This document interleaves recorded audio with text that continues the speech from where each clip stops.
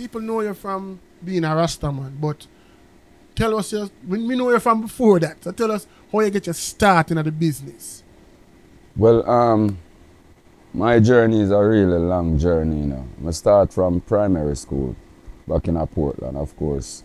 Portland, maybe the best parish in Jamaica. That's where I forward from. So I start from primary school where I just used to, the classroom, I beat the desk. I have a brother who passed, but that same Pearly Gate song I'm singing for. I worry about your brethren will drop out in there heaven and wait. So that brother then now is the only person in my family who I said love music. He's an older brother. I love music and listen it, religiously every day. So when I look at youth like in the 80s, you have a thing where you used to go up on the radio station, some red label wine something, and it hosted by a brethren named Bagger Brown. Yeah, man. Never forget them thing there. My brother used to record that on cassette, 60 minute, 90 minute, 120 minute cassette, and play that over and over to the point where me recite them cassette there. Me know the cassette them from intro to interlude to outro, know everything.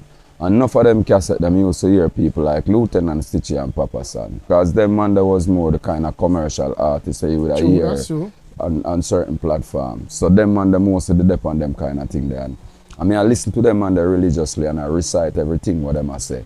And it become a thing for me to the point which part me start flip, especially the Lieutenant Stitchie song them now, into my song them. Wow. So what him a sing, where I refer to him and film lifestyle, me switch it to suit me and my brethren them lifestyle. So me become a little youth in the community now where people are look forward to hear them little thing there. You over as I say? Yeah, man, that's so. Yardstyle life.